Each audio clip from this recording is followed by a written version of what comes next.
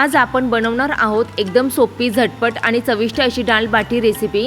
आता घरच्या घरी कधीही डाळ बाटी बनवणं होणार अगदी सोपं। फक्त एकदा हे प्रीमिक्स तयार करून ठेवा आणि जेव्हा हवं तेव्हा काही मिनिटातच तयार करा राजस्थानी स्टाईल स्वादिष्ट अशी डाळ बाटी। आपल्याला ना डाळ बाटीचं प्रीमिक्स करायचं आहे, त्यासाठी ना आपल्याला 1 किलो गहू लागणार आहे। इथे ना मी या बॉलचं वजन आहे ना मायनस करून घेतलेलं आहे। आता आपण वजन करून आहे ना 1 किलो गहू घेऊया। आपण आहे ना जी नेहमीचं गव्हाचं पीठ असतं ना त्याने पण डाळबाटी करू शकतो, पण जर तुम्ही असं प्रीमिक्स करून डाळबाटी केली ना त्याची चव आहे ना ही आपण जी धपाट्याची थालीपीठची प्रीमिक्स करतो ना तशी सेम लागते, छान लागते एकदम।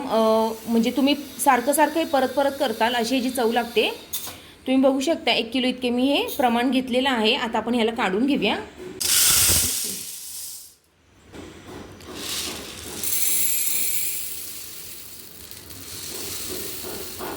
200 ग्रॅम इतकी आपल्याला चणा डाळ घ्यायची आहे आणि वाटीचं प्रमाण म्हणताल तर 1 वाटी इतके ना आपलं हे डाळ भरलेली आहे। आपण ह्याला काढून घेऊया, म्हणजे आपली भाजीची असेल ना नॉर्मल जी घरातली वाटी त्याने 1 वाटी हे भरलेलं आहे। ह्याला पण आता काढून घ्यायचं आहे गव्हावरच।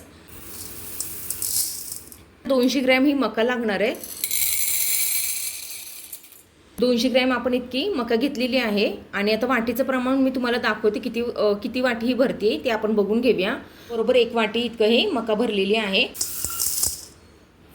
ह्यात आता आपल्याला 2 टेबलस्पून आहे ना जिरं घालून घ्यायचं आहे। जिऱ्याने चव छान होते ह्या डाळबाटीची, म्हणजे साधी गव्हाच्या पिठाचं करण्यापेक्षा ना तुम्ही असं प्रीमिक्स करून आणा, खूप छान असे होतात। इथं करून ठेवलं ना 1-2 महिने पीठ छान असं राहतं। तर त्याच टेबलस्पूनने आपल्याला 2 टेबलस्पून इतकं ओवा घालून घ्यायचं आहे। आता 2 टेबलस्पून आपण इथे बडीशोप घालून घ्यायचे, तुम्ही 4 टेबलस्पून पण घालू शकता, पण 2 घातली ना तरी पण छान होतं। तर त्याच टेबलस्पूनने आपल्याला 4 टेबलस्पून इतके धणे घालून घ्यायचे। हे प्रमाण परफेक्ट असं आहे, ह्याने छान अशी डाळबाटी आपली तयार होते। आता हे सगळं आपल्याला एकजीव करायचं आहे आणि ना गिरणीतून आहे ना जाडसर असं, जसं आपण सांडग्यांना दळून आणतो ना जाडसर, असं दळून आणायचं आहे। किंवा त्या माणसांना म्हणायचं आहे की आम्हाला डाळबाटीचे प्रीमिक्स आहे, तर ते बरोबर असं दळून देतात। असं आपल्याला हे गिरणीतून दळून आणायचं आहे।